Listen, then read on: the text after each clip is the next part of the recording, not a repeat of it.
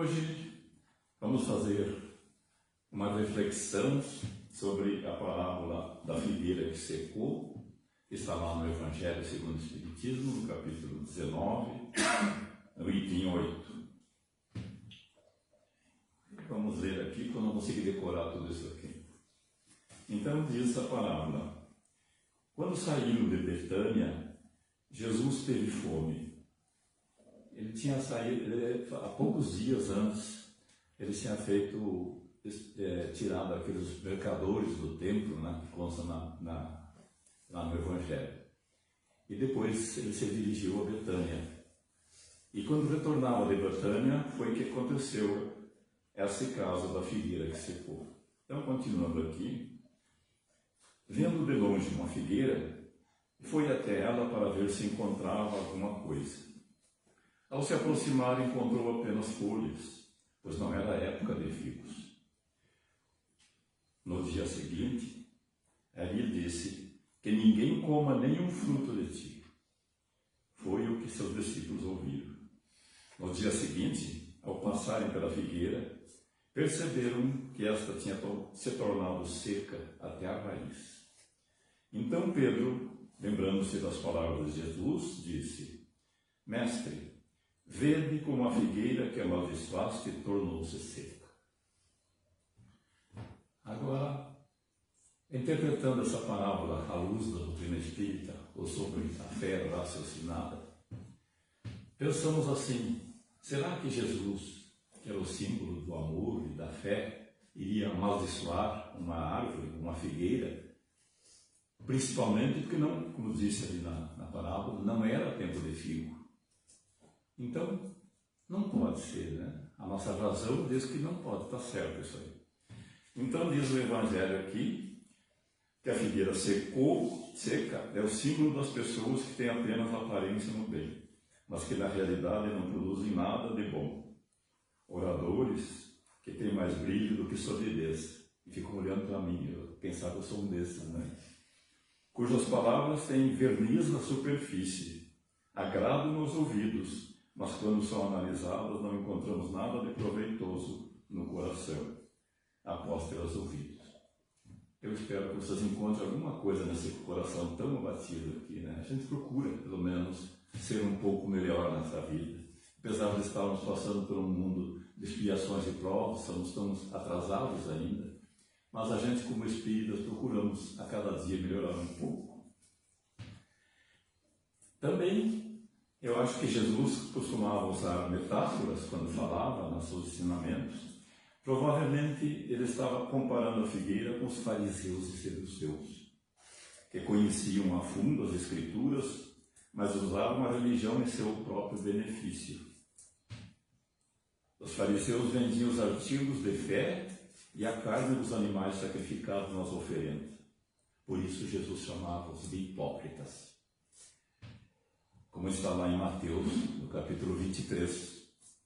Ai de vós, escribas e fariseus hipócritas, que sois semelhantes aos sepulcros caiados, que parecem por fora formosos aos homens e por dentro estão cheios de podridão.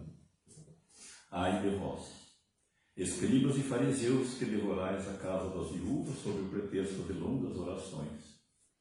Serpentes, raça de víboras, como escapareis de ser condenados ao inferno? Hoje, ainda encontramos muitos saduceus e fariseus, né, que exploram o povo, vendendo artigos de fé e explorando a crença das pessoas. Mas esses terão que responder por aquilo que estão fazendo, pelos seus atos. E também serve para aquelas pessoas que gostam de dar conselhos, mas não praticam aquilo que falam. Alguns até dizem: faça o que eu digo, mas não faça o que eu faço. Para nós espíritas não cabe essa disputa, porque todo espírita sabe que é preciso o esforço para cada dia se tornar um pouco melhor. Como disse Kardec, o verdadeiro espírita é aquele que se esforça para domar suas más inclinações. Principalmente aqueles que têm a missão de difundir a doutrina, tanto a doutrina espírita como de qualquer outra religião. Porque esses, além de se esforçar para ser melhor, precisam dar o exemplo daquilo que dizem. Por isso, aquele que tiver dúvida ao dizer alguma palavra, não fale, pois depois que a palavra sai da boca, não tem mais como consertar. Como diz o juiz, para o réu antes de iniciar o júri, tens o direito de ficar calado, pois tudo que disser pode ser usado contra você. Tudo que a gente diz, de bom ou de ruim, pode ser usado contra nós mesmos. Hoje em dia é comum as pessoas escreverem muitas coisas que pensam nas redes sociais, muitas vezes ofendendo outras pessoas, sem provas, só porque ouviram falar de alguém, né? Então, como disse Jesus, atire a primeira pedra, aquele que não tiver pecado. Temos que ter muito cuidado com aquilo que dizemos. Também muito cuidado em escrever nessas redes sociais muita bobagem, expondo a nossa vida para todo mundo, porque aquilo que escrevemos ou aquilo que dissemos nas redes sociais vão permanecer por longos anos e podem servir futuramente para nos prejudicar. E o arrependimento, meus irmãos, arrependimento muitas vezes se transforma em sentimento de culpa. E dizem os espíritos que o sentimento de culpa é um dos piores sofrimentos que a gente passa depois que desencarna ao chegar na pátria espiritual. Mas por que a figueira desta parábola secou? Aqui Jesus aproveitou para demonstrar a força da fé, que através da palavra pode afetar a matéria. É por isso que muitas pessoas botam os olhos em alguma planta e no outro dia a planta parece murcha. Tem pessoas que são capazes de curar um cobreiro, um quebranto, um mal-olhado com um raminho. Mas não é o raminho que cura. E sim a força da fé, da intenção de curar daquela que a pessoa tem.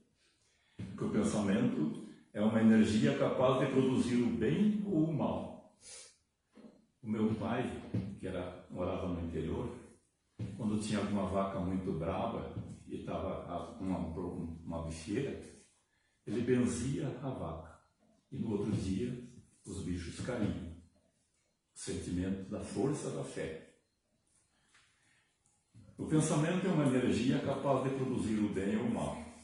Os fluidos são como as ondas magnéticas emitidas por uma emissora, e se tiver um receptor na mesma frequência, vai captar essas ondas.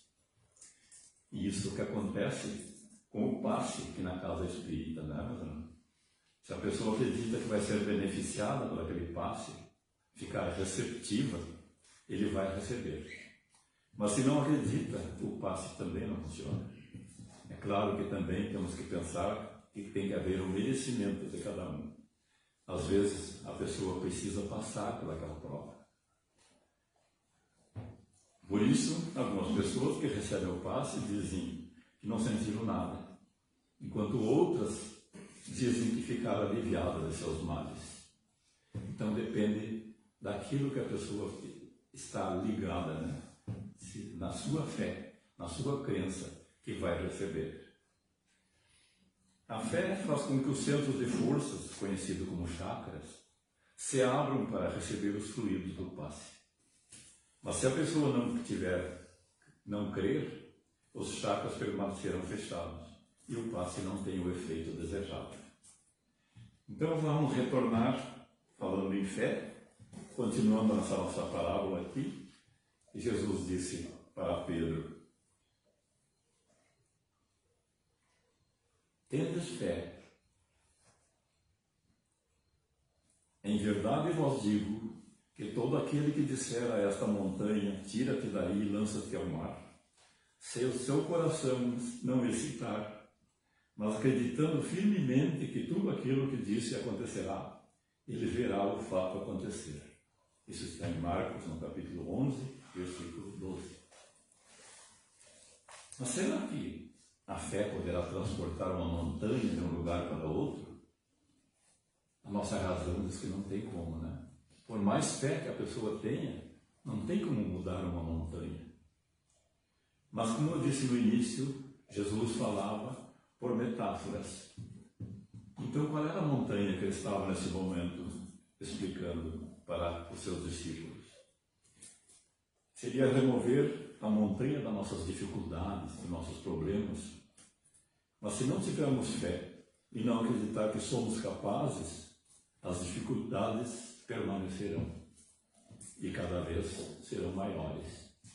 Portanto, tudo depende da fé, da nossa crença. Temos que acreditar no poder que Deus nos deu. Por isso que Jesus disse, vós sois deuses.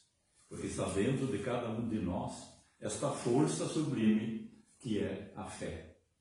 Uma força capaz de mover montanhas, de mover os sacrifícios que estamos passando. E qual de nós não tem problemas? Qual de nós não passa por atribulações na vida? Com certeza, cada um de nós já passou. E como dizia minha mãe, Ana Maria, quem nunca passou, se apronte porque vai passar.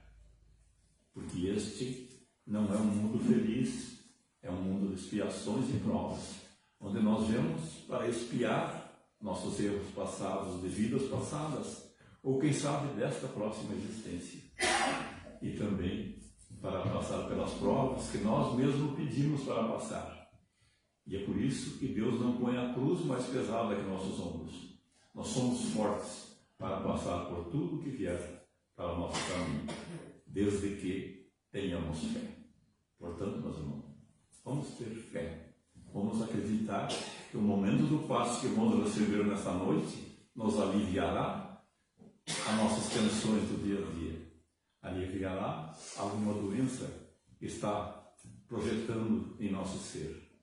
Aliviará o nervosismo do nosso espírito.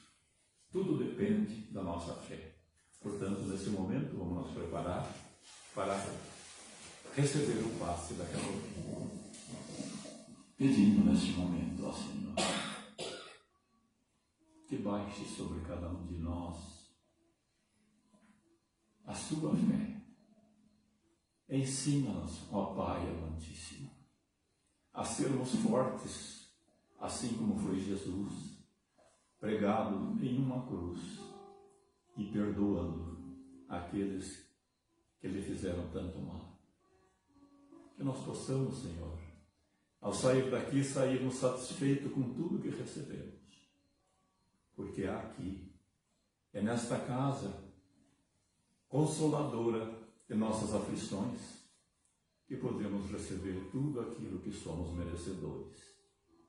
Portanto, amigos, amigas, irmãos e minhas irmãs, que possamos nessa noite estar ligados com esta equipe espiritual que já se encontra aqui nesta casa para aplicar o passe. Obrigado a todos e que tenham muita fé e até a próxima ocasião, se assim Deus nos permitir. E assim seja.